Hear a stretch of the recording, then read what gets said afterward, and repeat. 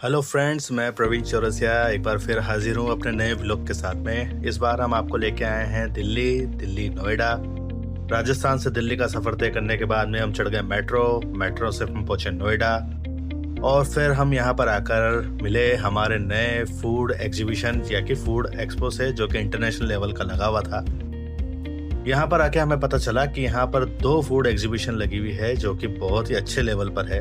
एक का नाम था आकार और दूसरा जिसके लिए हम आए थे IHE, जिसका फुल फॉर्म है India international hospitality exhibition.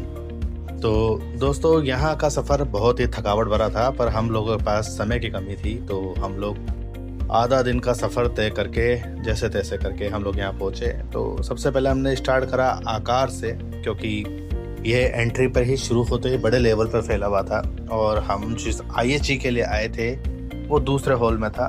We started from here. यहाँ पर अंदर घुसने के बाद भाई साहब बहुत ही अच्छा लगा, क्योंकि ये सच में मेरे लिए एक बहुत ही अमेजिंग एक्सपीरियंस था। यहाँ पर अगर आपका बिजनेस होटल इंडस्ट्री से है, रेस्टोरेंट इंडस्ट्री से है, फूड एंड बेवरेज सेक्टर से आप बिलोंग करते हो, तो भाई यहाँ पर आपको साल में विजिट ज़रूर करना चाहिए। ये हर साल लगता है, दिल्ली नोएडा में ही लगता है। जगह कभी कभार चेंज होती रहती है, उसके अपडेशन आ जाते हैं। यहाँ पर आप जैसा देख सकते हैं कि फूड एंड बेवरेज इंडस्ट्री से रिलेटेड, होटल से रिलेटेड सारे ही आइटम्स की अप्रोक्सीमेट यहाँ पर एक चेन लगी हुई थी। नंबर ऑफ वैरायटीज़, काफ़ी सारे अच्छे अच्छे प्रोडक्ट थे।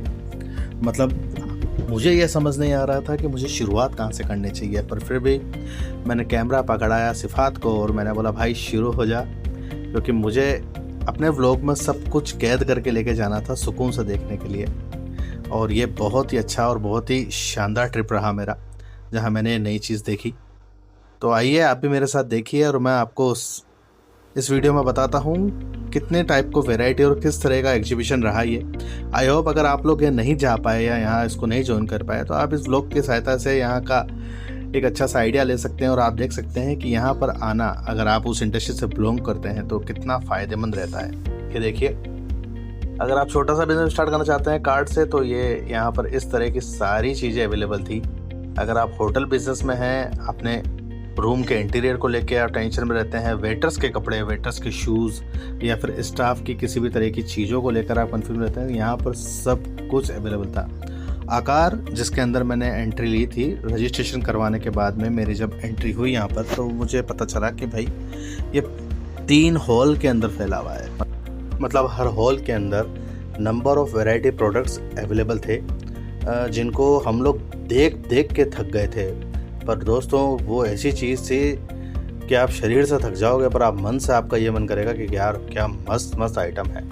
तो देखिए, आप भी इस वीडियो की तरह आपको मैं एक एक चीज़ एक्सप्लेन करता हूँ। मैंने वीडियो को 2x जूम पर 2x स्पीड पर कर रखा है। कारण यह है कि वीडियो बहुत लंबा था और मैंने पूरा का पूरा एक एक स्टॉल रिकॉर्ड करी है, तो आप लोग बोर ना हो जाए। अगर आप वेफल्स के बिजनेस में हैं, तो ये देखिए, आपके पास वेफल्स के लिए सारी एसेसरीज यहाँ पर अवेलेबल है। बुफे काउंटर्स, यहाँ पर एक से एक शानदार से शानदार बुफे काउंटर थे। सच में भाई मेरा तो बहुत मन करा, पर मैं उनको ले जाके करता भी क्या, मेरा बिजनेस ही नहीं है।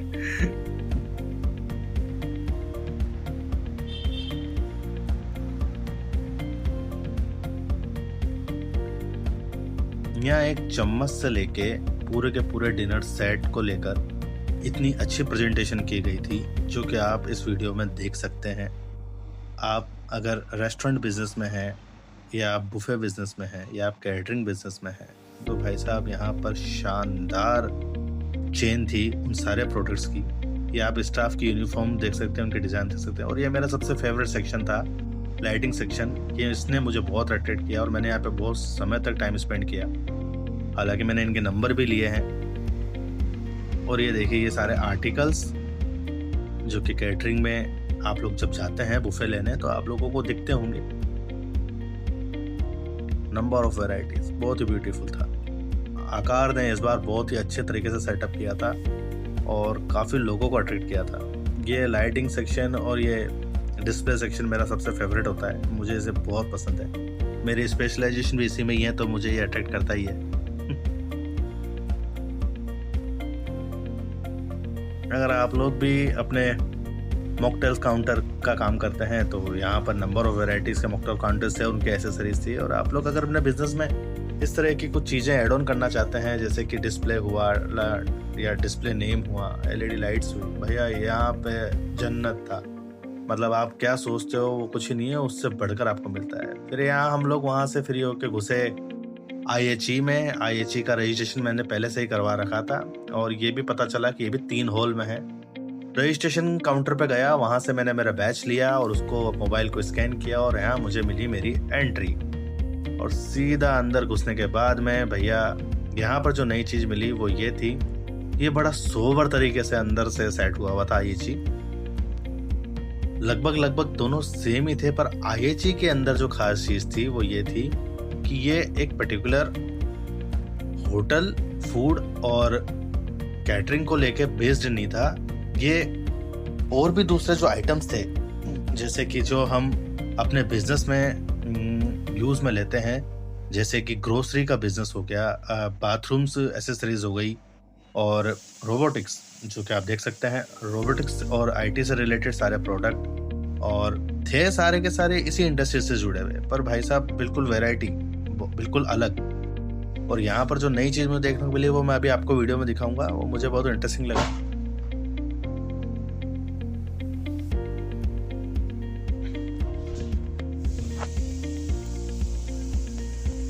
ये लाइव डेमो दिया जा रहा था प्रोडक्ट्स का, तंदूर्स का और स्टीमर्स का। अगर आप मोमोज बिजनेस में हैं तो ये देखिए स्टीमर्स, तरह तरह के नंबर ऑफ वैरायटीज़ के यहाँ पे स्टीमर्स थे, और सभी तरह के खाने को ये बना के, दिखा के, टेस्ट करा के अपने कस्टमर्स को सेटिस्फाइड कर रहे थे।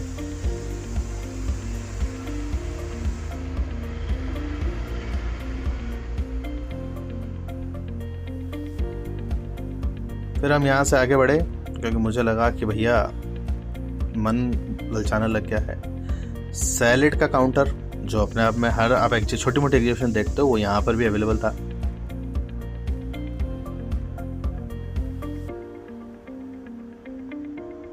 फाइन आर्ट ग्लासेस, बोटल्स, चम्मच, प्लेट, एवरीथिंग। आपको बस चाहिए क्या? स्टाफ के शूज,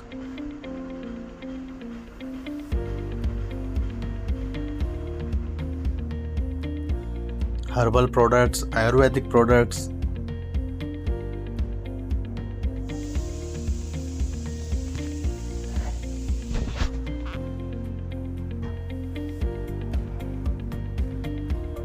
शेफ की यूनिफॉर्म, स्टाफ की uniform, small cards, plate set, thali set, everything. Cakes and pastry, bakery section.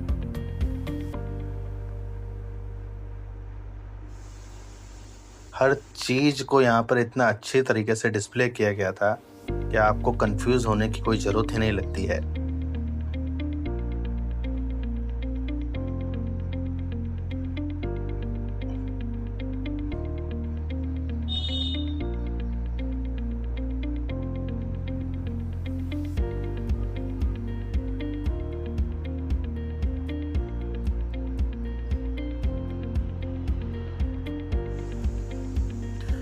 यहाँ पर स्टाफ के लिए और जो इतने भी लोग यहाँ काम कर रहे थे, जिन लोगों ने एग्जीबिशन लेके थी, उनके खाने पीने के सभी अरेंजमेंट थे आउटसाइड एरिया में, और सारी फैसिलिटी, जो वॉशरूम फैसिलिटी वगैरह, सब कुछ अवेलेबल था। किसी भी तरह का डिस्कम्फर्ट नहीं था यहाँ पे, सुकून था, और बिना किसी शोर गुल के सुकून से आप एक अच्छी जगह पे अपनी चीज़ों को अच्छे से चेकआउट कर सकते थे। ये होटल के बाथरूम, और होटल जिस चीज़ के लिए मैं आपको कह रहा था कि यहाँ पे एक बहुत अच्छी चीज़ देखने को मिली थी, वो यही है कि आप अगर होटल बिजनेस में है तो आप अंदर का रूम इंटीरियर कैसा चाहते हैं, यहाँ पे पूरे के पूरे रूम इन्होंने अवेलेबल करा रखे थे विद बेडरूम, जैसे हम कहते हैं, ये हमारा पर्सनल किंग साइज बेड को। इतना अच्छा इंटीरियर उनका सेट कर रखा था, तरह तरह के इंटीरियर वाले बेडरूम इन लोगों ने सेटअप बैठा रखे थे, जो बहुत ही अट्रैक्टिव थे।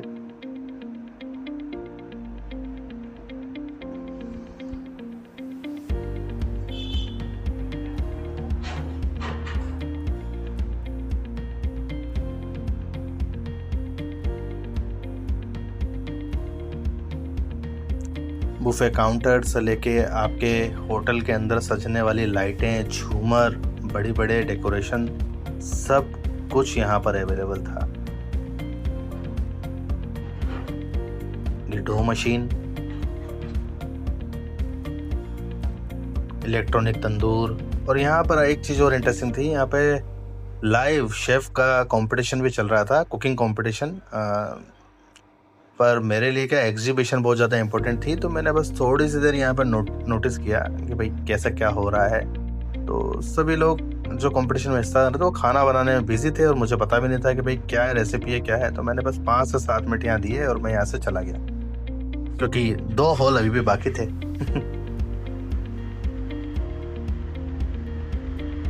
और जब मैं दूसरे हॉल में घुसा, यहाँ पर मैंने देखा कि भैया यहाँ पर और भी चीज़ें हैं, कैंडीज़ बच्चों की, उनकी आइसक्रीम्स, इनकी स्टॉल्स भी लगे हुए हैं। यहाँ पर आयुर्वेदा के प्रोडक्ट्स और हर्बल्स को लेके भी बहुत सारी रेंज थी।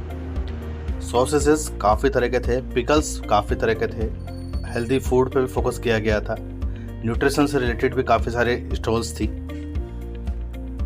जो सबसे इंटरेस्टिंग चीज़ मुझे यहाँ की लगी कि आपको कुछ लगेगा ही नहीं कि कुछ मिस हो गया है। यहाँ पे सब कुछ था,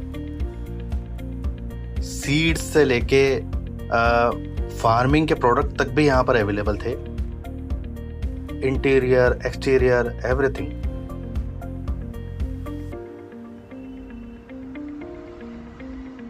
इस हॉल से निकलने के बाद में हम एक छोटे से हॉल में गए, पता चला यहाँ पर भी एक शेफ़ है जो अपनी कलाकारी का हुनर दिखा रहे थे और उनके लिए बहुत अच्छा यहाँ पे सेटअप किया गया था। कोई बड़े शेफ़ होंगे, आई डोंट नो। इस हॉल में मैंने एक विजिट ली और मैं यहाँ से बस पानी पी के हाथों हाथ निकल गया।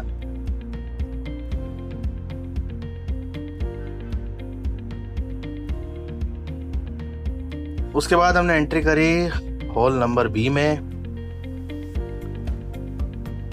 यहाँ पर आने के बाद में जो सबसे मज़ेदार चीज़ मुझे पता चली वो थी कि यहाँ पर पूरा टेंट, बाज़ार और कारपेट मार्केट पूरा सेट हुआ था। ये बिल्कुल अलग चीज़ थी। ये सारे कारपेट की रेंज इतनी सुंदर थी जो इन लोगों ने डेकोरेटिव और प्रमोशन के लिए लगा रखे थे।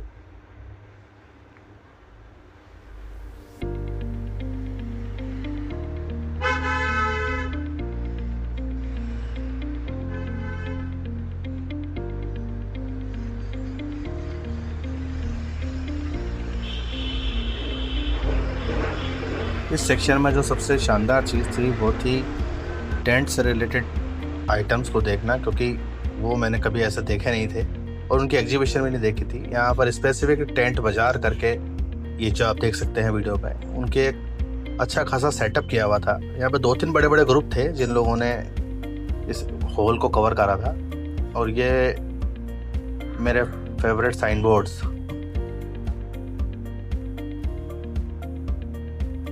Number of variety chairs, flowers, lights, carpets, interiors, ये सब की रेंज यहाँ पर देखने को मिली, जो कि अपने आप में एक बहुत ही अच्छा अनुभव था।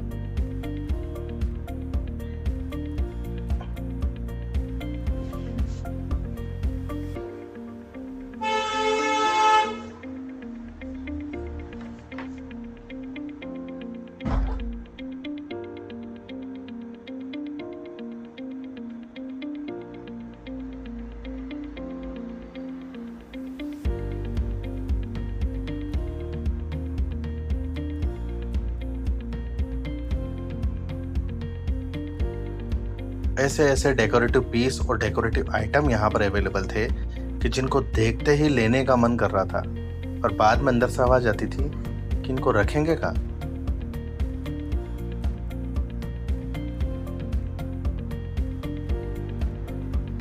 फ्लावर्स और ये डेकोरेटिव आइटम्स का बहुत ही सुंदर इन लोगों ने एक डिस्प्ले कर रखा था, जो बार बार मन करता था कि जिस भी जगह जाते थे वहाँ पे इस तरह के बड़े बड़े फ्लावर्स के डेकोरेशन और लाइट्स के डेकोरेशन होते थे, तो वहाँ अंदर घुसने का मन करता था। और बहुत अच्छी तरीके से इन लोगों ने सेटअप कर रखा था।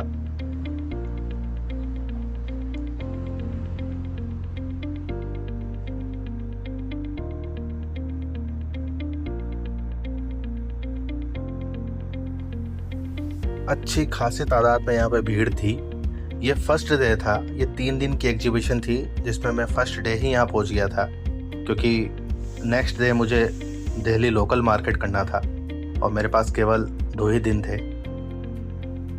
पर सच में ये मेरा बहुत अच्छा डिसीजन था कि इसको मैंने कवर कर लिया।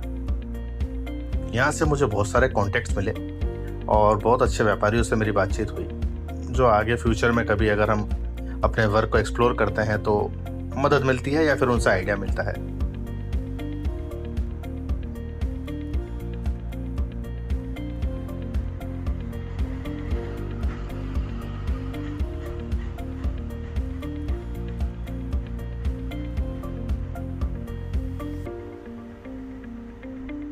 एक से बढ़कर एक कारपेट के डिज़ाइंस, एक से बढ़कर एक कर्टन्स, ये जो इंटीरियर के जो स्टॉल्स थी, ये सच में इतनी लुभावनी थी कि अगर यहाँ पे मान लो आप अपनी मम्मी या अपने वाइफ के साथ यहाँ पे आ जाओ तो भाई साहब आपकी जेब ढीली होगी होगी।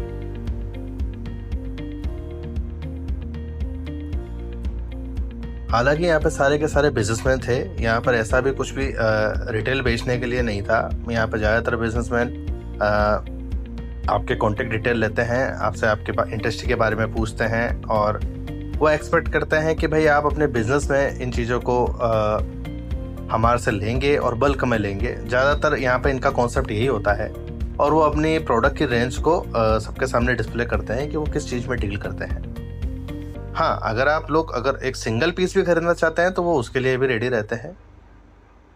बस आपको अपनी सारी डिटेल उनको लिखवानी पड़ती है कि आप पर्सनल यूज़ के लिए ले रहे हैं या बिजनेस यूज़ के लिए ले रहे हैं। वो डेटा इकट्ठा ज़रूर करते हैं।